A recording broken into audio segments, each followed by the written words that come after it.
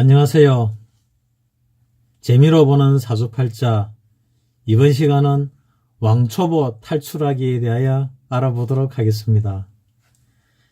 주위에 사주팔자에 대해서 나이가 조금만 들면은 많이 생각하게 됩니다. 그래서 사주팔자가 도대체 무엇인지 궁금해 하는 사람들이 참 많습니다. 그래서 돈 주고 보러 가지요. 좀 젊을 때는, 학생일 때는 적은 돈을 주고 보고, 나이가 좀 들면 많은 돈을 주고 보고, 나이가 좀 더 들면은 더 많은 돈을 주고 봅니다. 근데 그 말을 들어보면은 왜 이 말을 했는지, 이 말이 무슨 뜻인지 모르는 경우가 많습니다. 그 사주를 보려면은 조금 알아야 말귀를 알아듣거든요. 그래서 재미로 보는 사주팔자 왕초보 탈출하기 코너를 한번 마련해 보았습니다. 이 코너를 다 해봐야 한 10시간 채 안 될 겁니다. 타임으로 10시간 타임이니까 실제 시간으로 따지면은 한 대여섯 시간 정도 되려나 모르겠습니다. 이 정도 시간만 투자하셔가 들으시면은 사주팔자 기본이 이런 거구나 정도를 알 수 있게 만들어 드리려고 이 코너를 만들어 봤습니다. 그래서 사주팔자가 도대체 뭔지, 왜 이런 게 생기고 어떻게 생기고 무엇을 의미하는 건지, 무엇을 이야기하는 것인지, 이런 것을 알기 쉽게, 중고등학생이 들어도 쉽게 알기 쉽게 그렇게 알려드리려고 합니다. 이걸 책으로 보면은 10페이지 20페이지 보다가 어려운 거 놓으면 금방 책을 덮어버리거든요. 그러다가 또 시간이 지나서 또 보면은 20, 30페이지 정도 보다가 어려워서 또 덮어버립니다. 그런데 이 쉽게 설명 들으면은 아무것도 아니고 뻔한 소리입니다. 뻔한 소리 하는데 가르쳐 주는 사람이 어렵게 가르쳐 줘서 그렇습니다. 학교도 마찬가지거든요. 학교에서 가르치는 과목도 사실은 나이 들고 나면은 그 뻔한 거거든요. 10년 지나고 20년 지나고 30년 지나고 학교 다닐 때 돌아가가지고 문제 보면은 우리 때 배웠던 문제 그대로입니다. 다른 거 하나도 없어요. 한 번은 제가 얼마 전에 작년인가 재작년인가 학원 가가지고 학생들을 가르쳐 준 적이 있습니다. 심심하기도 하고 용돈도 좀 벌어봐야 되겠다 싶어가지고 학생을 가르쳤는데, 가르치다 보니까 오래전에 들었던 거, 중학교 때 들었던 게 그대로 생각이 나더라고요. 그래서 그대로 얘기를 해주고 그랬는데, 그리고 설명을 하면서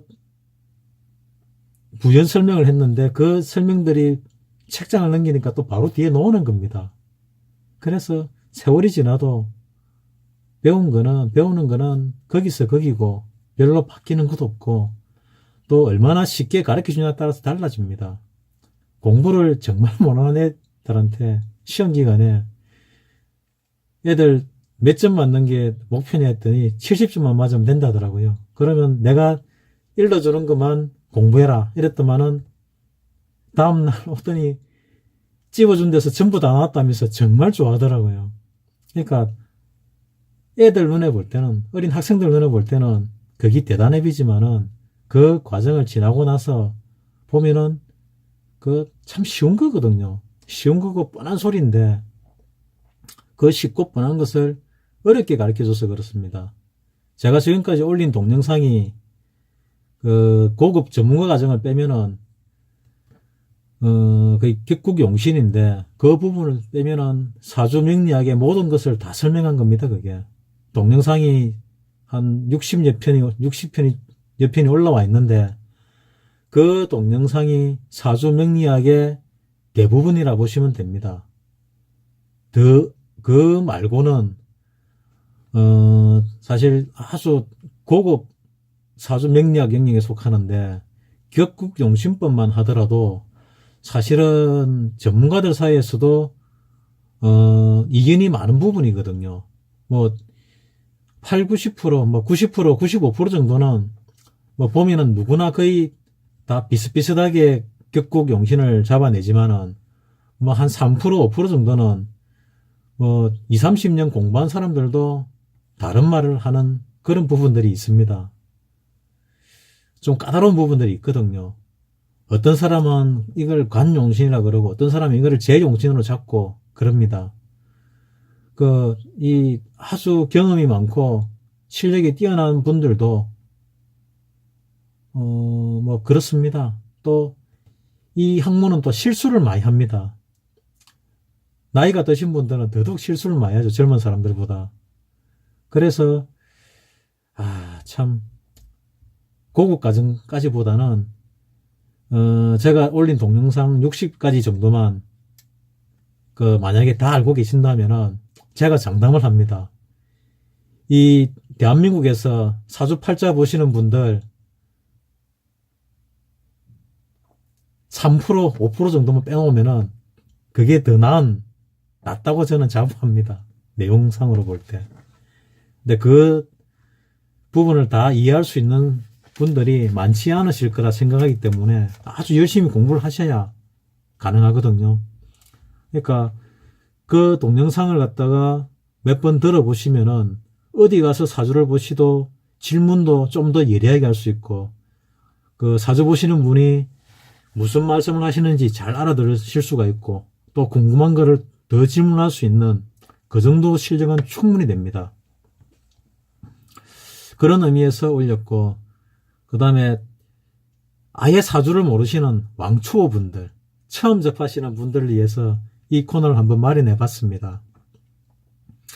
이 코너는 중고등학생이 들어도 도움이 되고 좋은 부분이라 생각이 듭니다. 심지어는 초등학생이 들어도 초등학생들 중에서 반에서 공부 잘하는 학생들 같으면은 한 80% 이상 알아들으실 겁니다. 그 정도로 쉽게 설명을 하니까 한번 들어보시면은 뭐 평생 도움이 되실 부분들입니다. 우리 일상 용어 중에도 이 사주 명리학에서 쓰는 용어가 굉장히 많습니다. 여러분들은 잘 모르실 건데 사실은 저도 이 부분을 공부하면서 굉장히 많구나 하고 생각을 했거든요. 여러분도 제가 그런 부분을 많이 언급을 하지는 않는데 그래도 듣다 보면은 이게 명리학에서 나온 얘기구나 할 수도 있을 겁니다. 특히 이제 기독교인들은 이 사주팔자를 보지를 않지 않습니까? 근데 자기 입으로도 이 사주 명리학에서 쓰는 용어들을 상당히 많이 내뱉고 있습니다. 자기도 모르게. 그게 우리 일상생활 속에 상당히 깊숙이 들어와 있다는 얘기죠. 우리가 서양 학문이 들어오기 전에 동양 학문으로서 이 사주 명리학을 갖다가 공부를 했을 것 같습니다. 제가 잘은 모르지만. 그러면 이 재미로 보는 사주팔자 왕초보 탈출하기 시작하겠습니다. 이 쓸데없는 말이 너무 길었던 것 같은데 이제 시작하도록 하겠습니다.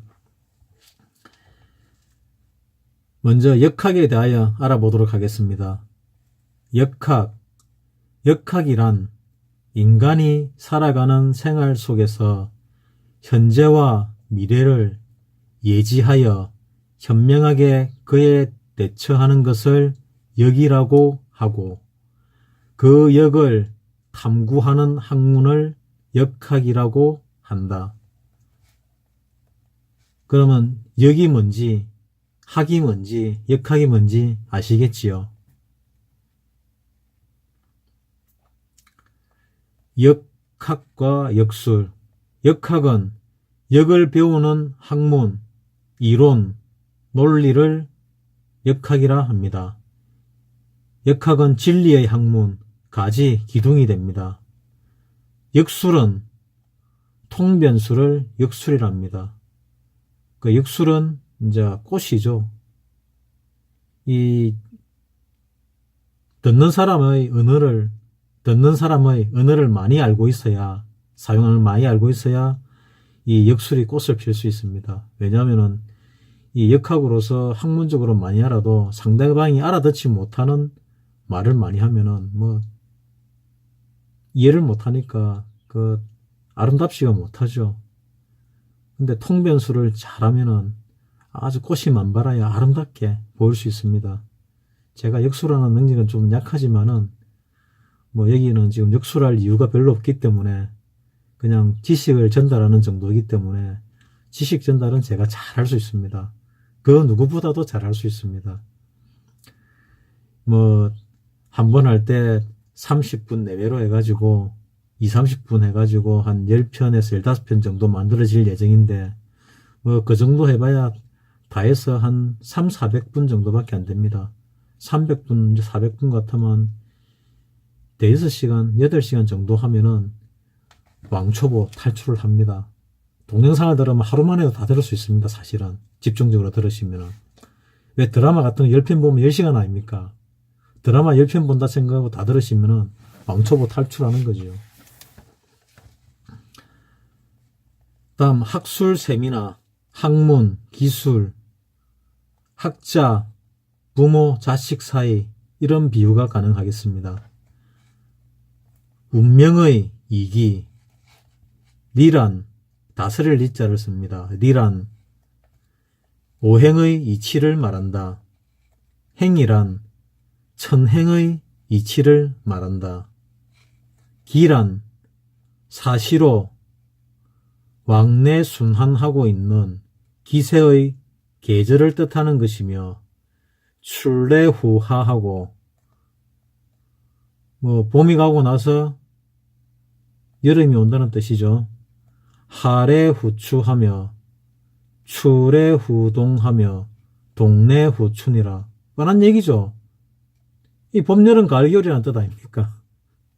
이 쉬운 말을 출래후하, 하래후추, 출래후동, 동래후춘이라면 어렵잖아요.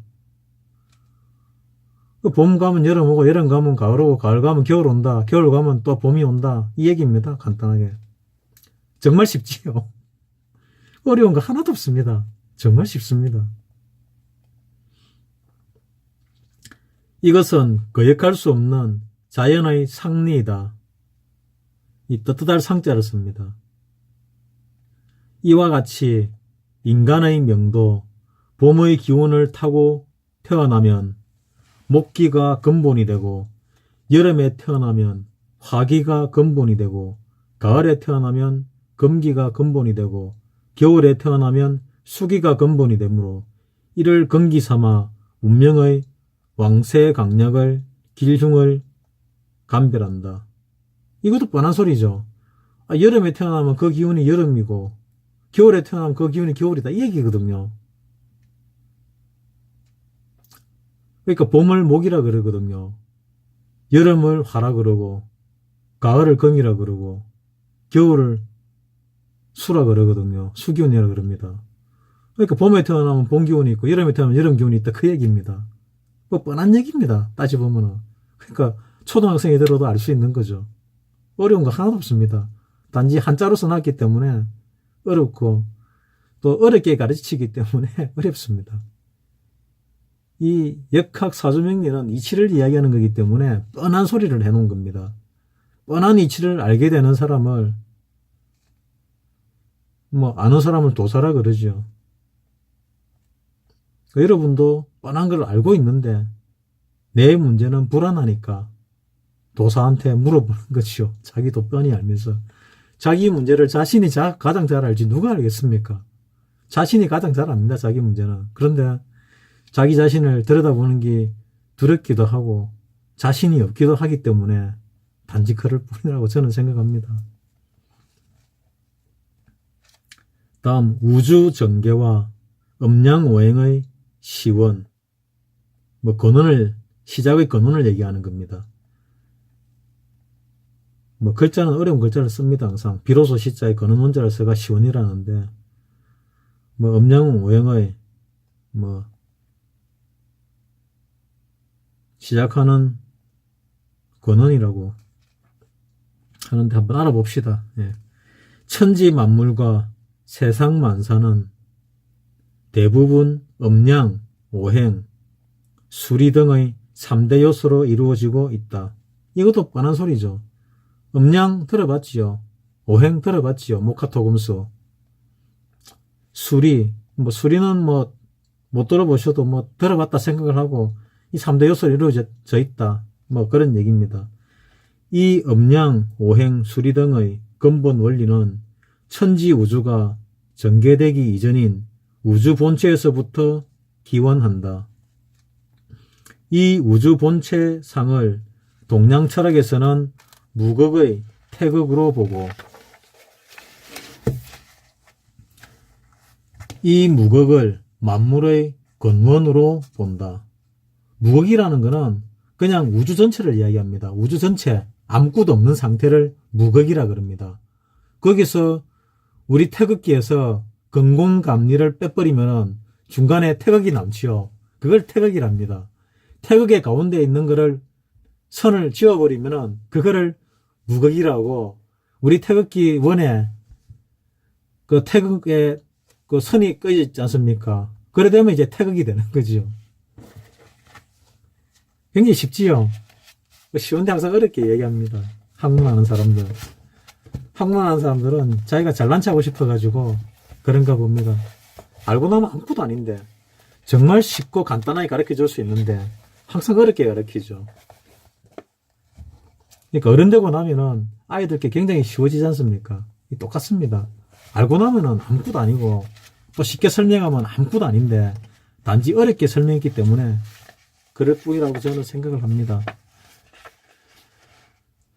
따라서 무극은 태극의 근본이므로 이 무극의 태극으로부터 음양으로 분화하여 오행의 기가 전개되는 것이다. 오행이라는 것은 목화토금수를 오행이라고 합니다.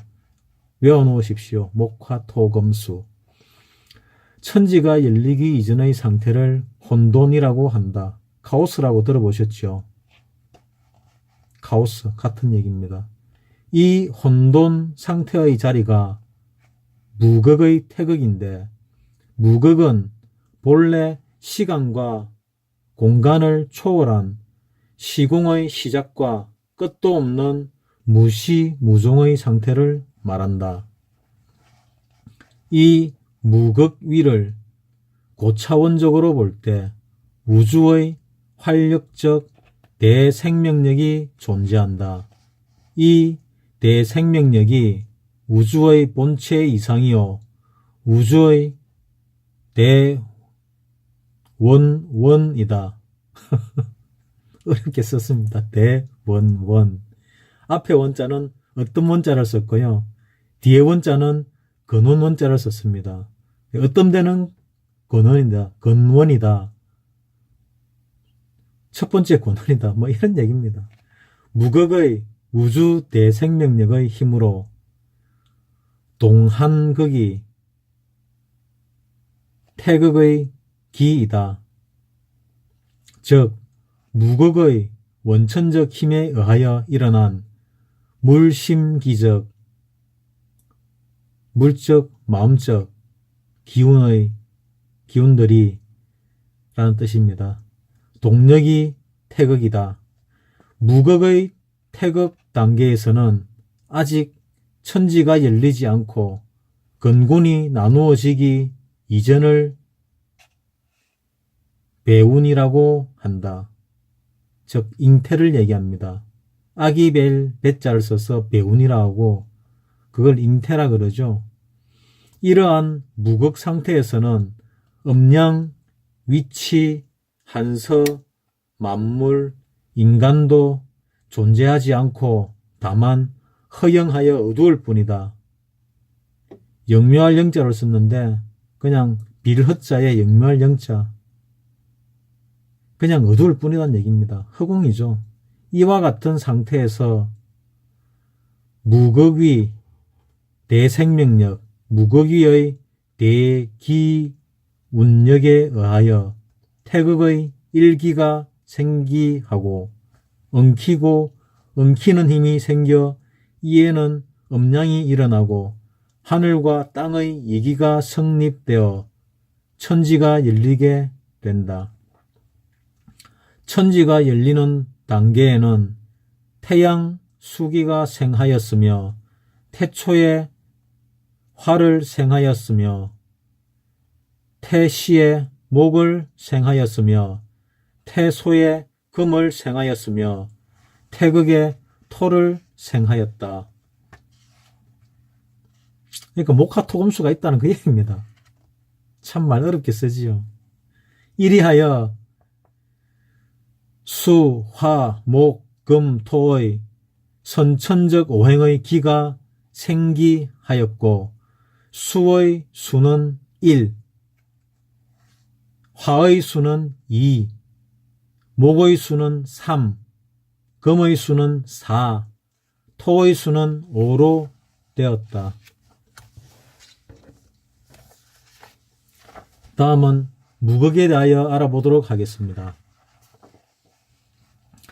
태극은 원래 무극으로 비롯한 것으로 진공이며 우주 만물이 창조되기 이전의 상태를 말하지만 이것이 무궁무진한 이치와 근본이 뭉쳐져 있는 곳이다.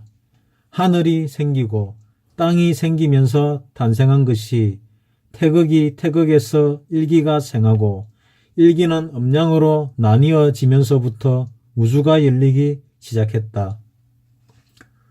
무극에서 줄어났으면 음양이 되고요. 음양에서 4등분을 하면은 음양 5행이 됩니다. 하나는 어디 갔냐고요? 그거는 중간에 있기 때문에 토에 해당됩니다. 중간입니다. 그래서 5가지 5행이 되는 겁니다. 태극은 우주의 둥근 현상을 나타내고 있다. 어디에서 시작되었고 어디에서 끝나는지 모른 채 오직 둥글기만 할 뿐인데 이를 말하여 종적 유시라고 한다. 말은 어려운데 둥근 거는 마치는 게 없고 마치는 즉시 시작된다 그 얘기죠.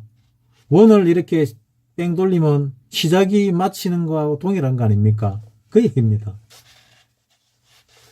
마침이 있는 즉 시작이 있다는 말로 우주 대자연에서는 모든 것이 순환운동을 하고 있기에 지구촌의 인간들도 서로가 다음 시대의 씨앗이 되려고 한다.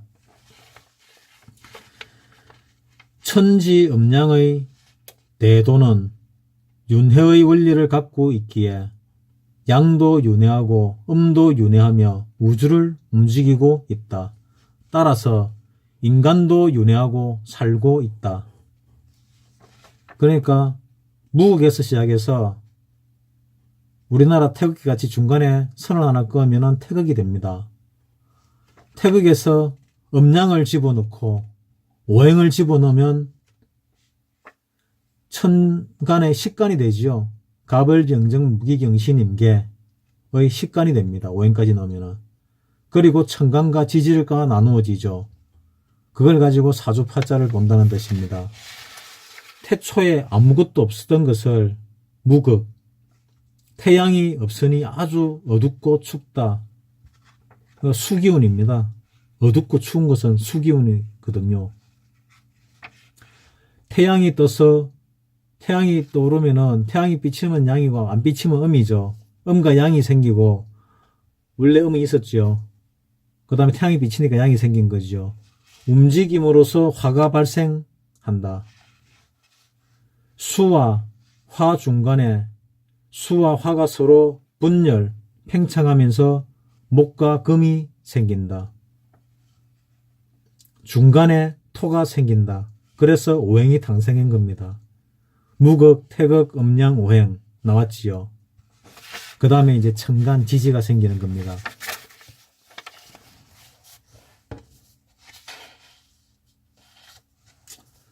자, 오행을 한번 보도록 하겠습니다.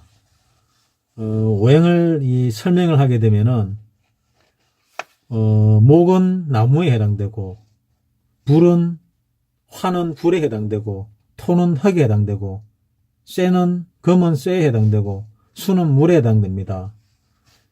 이것을 봄, 여름, 가을, 겨울로 보면은 목은 봄, 화는 여름, 금은 가을, 수는 겨울에 해당됩니다. 토는 무엇에 해당되느냐? 계절이 바뀌기 전에 환절기 있지요. 거기에 해당이 됩니다. 환절기가 4번이 있지 않습니까? 그 4번이 있기 때문에 토는 4개가 있습니다.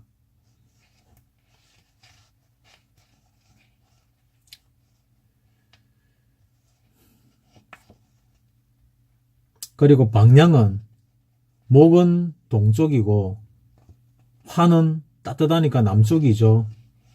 금은 서쪽이고 결실을 뜻이 있습니다. 수는 추운 북쪽입니다. 이렇게 설명을 들으면 쉽게 외우는데 그냥 외우는데 한참이 걸립니다. 저는 이거 외우는데 1년이 넘게 걸렸습니다. 여러분들은 쉽게 설명해 드렸으니까 하루 만에 외우실 겁니다. 성장, 목은 성장을 의미하고 화는 성숙을 의미하고 금은 결실을 의미하고 수는 수장을 의미합니다. 목은 아침을 이야기하고 화는 낮을 이야기하고 금은 저녁을 이야기하고 수는 밤을 이야기하겠죠.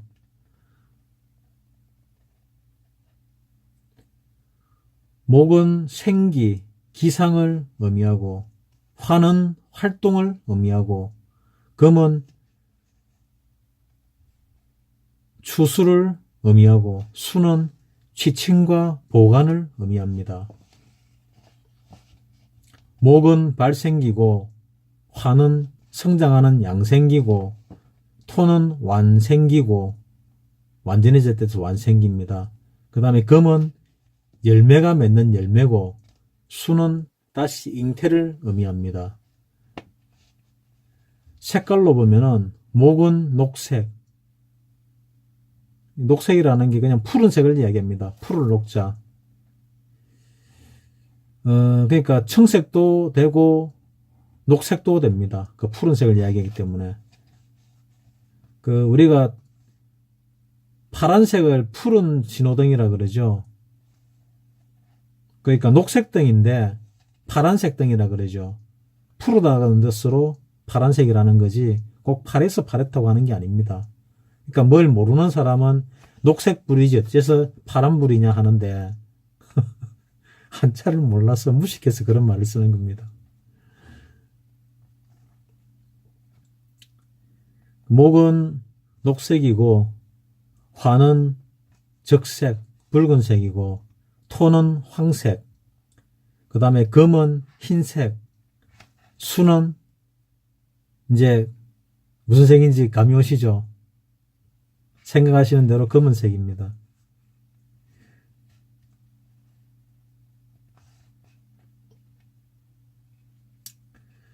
그리고 또 의미하는 게 목은 싹을 의미하고 화는 용인수를 의미하고 금은 혁신이나 새로운 물질을 의미하고 수는 지혜와 지하수를 의미합니다.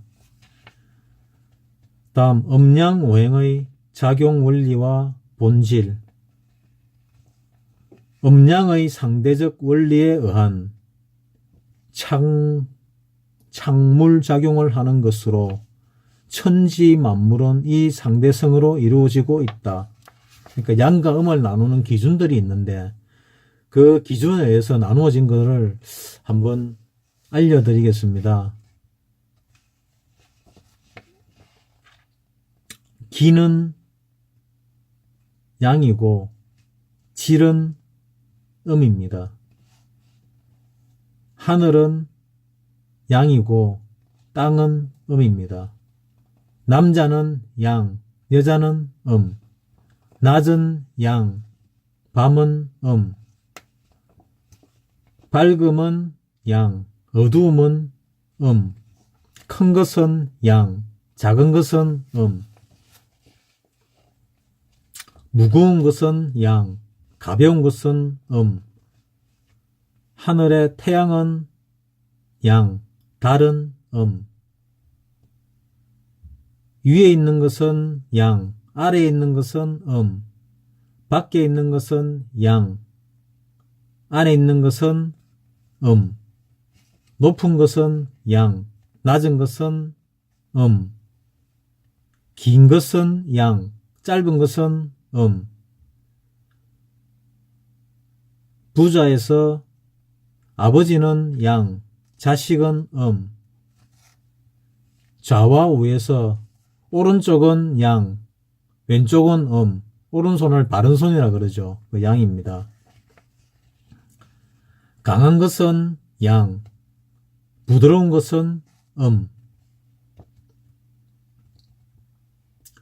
적극적인 것은 양, 소극적인 것은 수컷은 양, 암컷은 선한 것은 양, 악한 것은 길한 것은 양, 흉한 것은 능동적인 것은 양, 수동적인 것은 양전자는 양, 음전자는 너무 뻔하지요. 이 조금 헷갈릴 수 있는 게 있는데 홀수와 짝수가 있는데 홀수가 양이고 짝수가 음입니다. 시작은 양, 마치는 것은 부부에서 지아비는 남자니까 당연히 양이 되겠죠. 아내는 음입니다. 화와 수가 있을 때, 물과 불이 있을 때 불은 양, 물은 아침과 저녁이 있을 때 아침은 양, 저녁은 뭐 들으시는데 헷갈리는 거 거의 없지요. 헷갈린다 해봐야 좀 헷갈릴 만한 게 홀수, 짝수 어느 게 양이고 어느 게 음일까 조금 헷갈릴 수 있겠죠. 기와 질이 있을 때, 기질이 있을 때 어떤 게 양이고 어떤 게 음일까? 뭐 그 정도 말고는 뭐 별로 헷갈릴 것도 없을 것으로 생각이 됩니다. 다음은 오행의 작용과 본질에 대하여 알아보도록 하겠습니다. 천지 만물은 오행의 종류로 이루어지지 않음이 없다. 목, 식물성, 기질과 생기, 나무에서 생물의 성장, 발전의 작용, 목을 바람이라 그러죠. 바람풍. 다음 화, 화는 염열성, 불꽃 염자를 써가 염열성, 빛과 열, 불에서 물질의 열화, 흙은 화는 불화는 열을 의미합니다. 더울 열. 다음 토, 토는 지토성, 흙, 먼지, 흙에서 토양의 변화, 기화작용.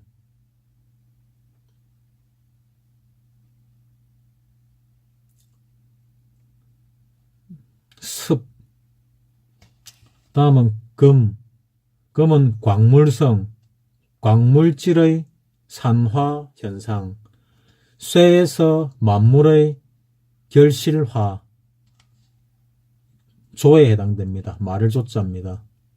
수, 물수는 수액성, 수증기와 구름, 물에서 기체, 액체, 고체의 냉성화, 냉한 성질을 가지고 있습니다. 우주공간, 수성, 목성, 화성, 토성, 금성. 지상에서는 수성, 목성, 화성, 금성, 토성이 있는데 수성은 물, 강, 바다, 냇물, 호수, 웅덩이, 비, 이슬을 이야기하고, 목성은 나무, 가지, 덩쿨, 잡초, 고목, 식물계를 이야기합니다. 화성은 태양, 불, 열, 촛불, 전기불, 등잔불, 번갯불, 성냥불을 이야기합니다. 토성은 흙, 산, 담장, 모래, 밭, 논을 이야기합니다. 금성은 쇠, 바위, 철, 도끼, 가위, 과일을 이야기합니다. 오행의 기의 작용. 수기, 목기, 화기, 토기, 금기가 있습니다. 수기는 만물의 잉태, 시생기, 잉태, 목기는 만물을 형성, 발생기, 싹에 해당이 됩니다. 화기는 만물을 자라게 한다, 양생기, 꽃에 해당됩니다. 목기는 만물의 형태를 조화, 완생기, 중심에 해당이 됩니다. 금기는 만물을 고체와 장생기, 열매, 결실을 맺게 됩니다. 오행의 구분이 있는데 여기서 오행의 구분은 좀 시간이 좀 걸릴 것 같은데 1분을 오늘 하고 다음 시간에 다시 한번 하도록 하겠습니다. 오행의 구분, 목화, 토, 금, 수가 오행입니다. 오행의 구분에는 천간, 지지, 숫자, 방위, 계절, 오기, 오색, 오미, 오상, 기풍, 육신, 행음, 형상, 오기, 하루, 오장, 육부, 신체, 얼굴, 입속, 출신, 지역, 종류가 많지요. 이걸 처음 보니까 눈에도 잘 안 들어오고 잘 모르겠더라고요. 근데 몇 가지는 알아놓으면 상당히 유용하다 생각도 많이 듭니다.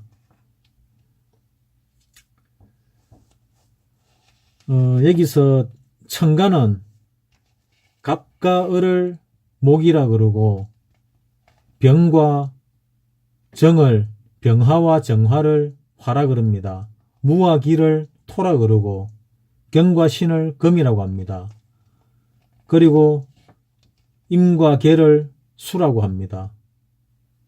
그래서 갑목, 을목, 병화, 정화, 무토, 기토, 경금, 신금, 임수, 개수라고 부르죠.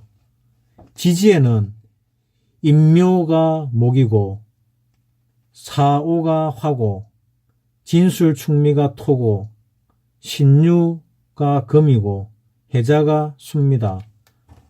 따라서 지지는 인목, 묘목, 사화, 오화, 진술, 토, 충미토, 진토, 술토, 축토, 미토, 신금, 유금, 해수, 자수 이렇게 지지로 이루어져 있습니다. 숫자는 맨 처음 숫자가 1이 수라 그랬죠. 그러니까 목은 3이 됩니다. 갑목은 3이 되고 을목은 음이니까 5를 더해서 8이 됩니다. 화는 정화가 2가 되고 병화가 7이 됩니다. 토는 무토가 5가 되고 기토가 10이 됩니다. 경금은 금은 신금이 4가 되고 유금이 4가 되고 신금이 9가 됩니다. 아니 잠깐 헷갈렸습니다. 신금이 4가 되고 경금이 9가 됩니다. 다음은 임수가 1이 되고 개수가 6이 됩니다. 숫자가 왔다리 갔다리 하지요. 좀 헷갈리실 겁니다. 방위는 동서남북이 있는데 목부터 시작해서 목화토금 이렇게 가지 않습니까? 그러니까 목이 동쪽이고 봄이지요. 여름이 남쪽이고 화입니다. 그 다음에 가을은 금이고 서쪽이고 가을이죠. 그러면 수는 북쪽이고 겨울이 됩니다. 오기로 따지면은 목은 바람이고 화는 열이고 토는 섭이고 금은 건조고 수는 냉입니다.